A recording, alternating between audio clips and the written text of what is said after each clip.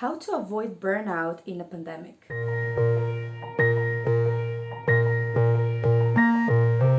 Welcome back, guys. This is Victoria from PsychHunt. Today in this video we are going to talk about burnout, more specifically how to avoid burnout in a pandemic or in the new normal. So we're talking a lot about burnout these days. In fact, burnout is not something new. It has a clinical definition, diagnosis in the International Classification of Diseases, and even according to mental health professionals, burnout has become a cultural problem. So with the pandemic, we currently have a perfect circumstances for triggering burnout. With all these lockdowns, restrictions, the work-home conflict, the illness that you might be facing, or even family members or your close circles, all these additional stressors made us feel more vulnerable, of course, to the burnout. In fact, according to the latest data, 40% of people reported higher levels of depression, anxiety, and loneliness, which means that currently we're facing the biggest hit on mental health since the Second World War. What is the good news here is that burnout is highly preventable, which means that with the right actions and effort, you can definitely avoid it and prevent it in a certain way. So in this video, I'm going to tell you the 3 helpful and scientifically proven ways that you can do in order to avoid burnout. In the same time, if you are still not sure how you can prevent burnout with certain strategies, I've prepared a special video for you about how to prevent burnout. I'm going to link it in the description below and make sure to check it out. The very first way to avoid burnout in the pandemic is to educate yourself about the signs of burnout. So if you want to avoid burnout, you really need to know what burnout looks like.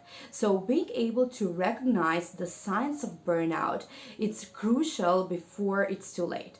So the burnout manifests on different levels. So it affects not only your body, but your brain, your emotions, your behavior, and technically it's kind of grasping yourself. So burnout is not just stress, and definitely you need to be able to recognize all the symptoms of burnout. For example, are you feeling like that you're unable to sleep or you're getting a poor quality sleep?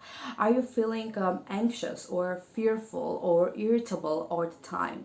Are you feeling, let's say, pain either in your body or headache or back pain? So this is more on the physical level. On the cognitive level, are you able to concentrate well while you're doing your tasks? Or maybe you're over-analyzing all the events happening at work. Are you feeling maybe detached from your family, friends, partner, or people around you? So being able to really familiarize yourself with all the symptoms of burnout can really help you to decrease the impact of it. The second way to avoid burnout in the pandemic times is to build a strong support system. So while we're working from home and with the current restrictions, we tend to kind of work independently. On one way, can be a good thing, but on the other hand, being too independent can lead to burnout. So of course, we as humans have a need for personal connection. So with all these restrictions in place, we kind of miss a support system. In the normal times, you could always go to a colleague, maybe to grab a coffee and share your daily problems. Currently, this kind of practice is a bit harder to do. So we need to put extra effort to build a support system.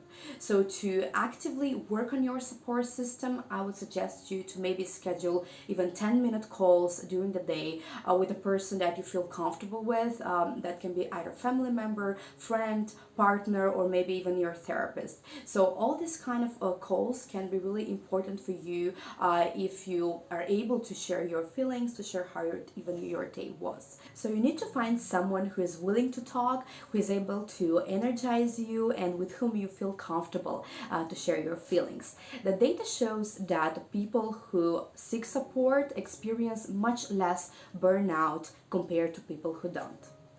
And the third way to avoid burnout in a pandemic, which is super crucial, is to make time for your mental health and well-being.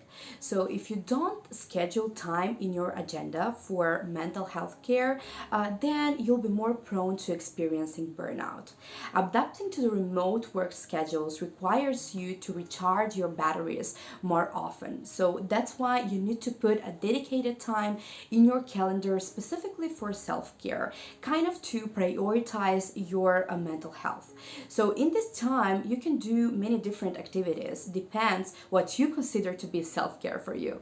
So that can be either relaxation techniques, it can be exercise, it can be meditation, it can be cognitive behavior therapy, positive psychology, doing a gratitude diary. So it can be many different techniques. As burnout itself is really huge topic, and even these mental health techniques take a lot of explanations. I'm even going to prepare a special video for you focused on the mental health techniques that you can use to prevent burnout in a pandemic. So make sure to subscribe to our channel and get notified when this video is online. Thank you very much, guys, for watching this video. My question for you today is, are you able to recognize the signs of burnout before it's too late?